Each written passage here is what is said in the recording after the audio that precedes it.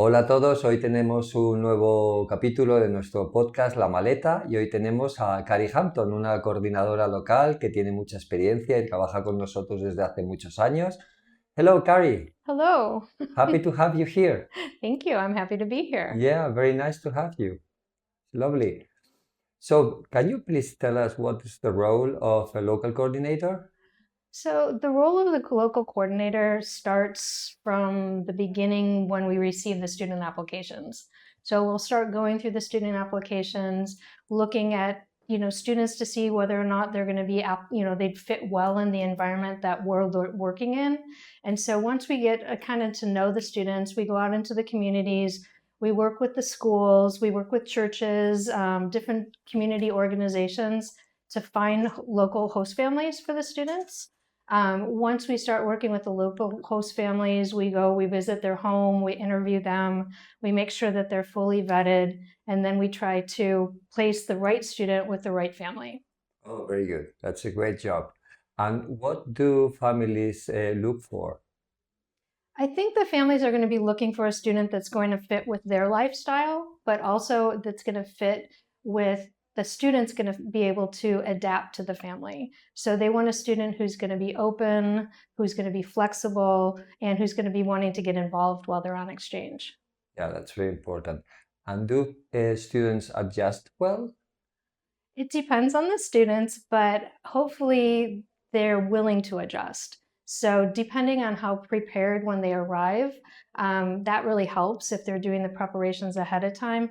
And so they can study the area of where they're going, and hopefully they'll be reaching out to their families so they'll get an idea of what the dynamic is, what the school life is going to be. So it's going to be easier for them to adapt.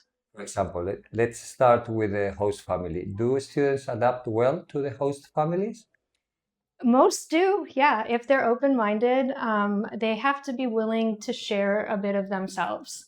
So we always say that cultural exchange goes both ways. They're coming to learn a culture, but their family also wants to learn from them. And I think that really helps them adapt because then their family can also understand about their culture and some cultural differences. How about the school and the school system? Do Mhm. Spanish students adapt well to the school system? Most schools have had exchange students before, so they're really willing to help the students. Um, the school is going to be very different, but students should really be prepared to take advantage of those differences and the types of classes that they go to. They'll have a counselor who's going to help them, decide which classes to take and make sure that they're in the right level of classes. And I think the teachers are really open in the United States to be working with the students to help them adapt to. How about the students adapting to the different communities, to small villages, to large cities? What is your experience there? The students have to be open-minded because we have students from big metropolitan areas that are going into little tiny communities and vice versa. We have students from little tiny villages that are going into high schools that are bigger than their entire town. So I think once again, having that knowledge ahead of time, really doing the research of where they're going, and talking to the families ahead of time is going to help them adapt. Have you had the case that a student goes to a school that is larger than their own community?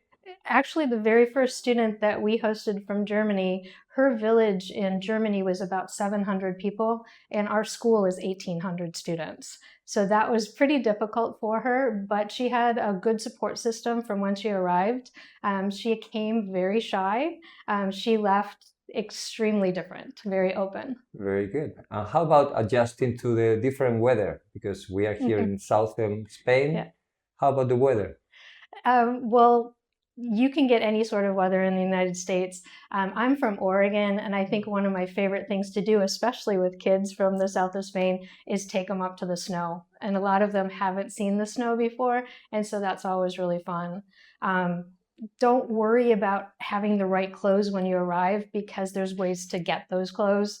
I know that in Oregon, we have kind of a stockpile of winter coats, so the students don't have to buy a winter coat. A lot of them want to, but you're going to have a different environment, and it's going to take some time to adjust.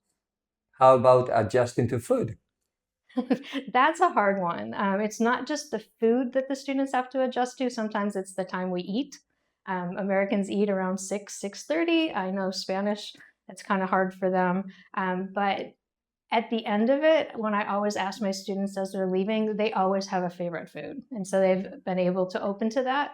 But also, the other thing is helpful is having the students make food for their families. So then their families can understand where that, what types of foods that they eat in their countries. Yeah, we have a cooking program where we ask the students to cook something for the host family and send pictures, and then there is a kind of contest when they can win up to an iPad. Oh, wonderful. Yes, that's a good initiative to because we want our students to share also their culture and cooking and everything. Yeah, and I actually just did an exit interview with some students, and I asked them if their host families had any favorite recipes, and they said that they did. And I said, make sure that you write down those recipes, but then you also have to go to the market and get the right measuring cups, because unless you can translate them. And do students have difficulties to make friends in the US? If the students get involved, then no. So we really encourage the students to do some sort of an activity that first semester when they come in. So join a sport, join a club. That way it's going to help them make their friends, because it's hard to make friends in classes when you're not able to talk to each other. So kind of getting involved in those activities is going to help them at the beginning. That's a very good thing of it, yes. Which are the largest challenges that you find as a local coordinator? The two biggest ones are cultural differences and communication styles. And I would say 90% of problems that either students or families come to me can be overcome just by sitting down and having those conversations about what those cultural differences are or the communication styles. And in particular with Spanish students? Well, I mentioned the eating time. That's been hard with that. I think a recommendation I would make to some Spanish students is to just relax a little bit. Life in America is not going to be as fast as maybe what you're used to. And so being able to relax and really take it all in. How long have you been a local coordinator? Since 2011, so 15 years. 15 years, that's a huge experience. And have changed the students? 100%, yeah. They are very different now? Yeah, I think the advent of social media, the access to electronics, that's really has changed the dynamics between the students and the host families. But we still can cope with it. Yes, the students have to be willing to, put their electronic devices down and to be able to interact and be present at their home with their families and in their communities. Is there something you would like to share to the students that are going to come for next year? Well, I always like to share the story of when I was an exchange student. It was a very, very long time ago, and I went to Graz, Austria. My German was so-so, but I arrived in my house in Germany or in Austria, and I didn't have the ability to communicate with my friends and family back home. I communicated with my friends via airmail, which is a real thin piece of paper that was it, and I get mail and they send it back to me, and I could call my parents once a month. Because of that, I had to embrace my community, learn German, and make sure that I was bonding with my host family. And it was such a successful experience for me. I actually named my first daughter after my host mom. Oh, very good. Yeah. That's a very nice story. Yeah, I hope every exchange student can have that type of relationship with their host families. Thank you very much, Kari. Thank you very much for being here with us today. You're welcome.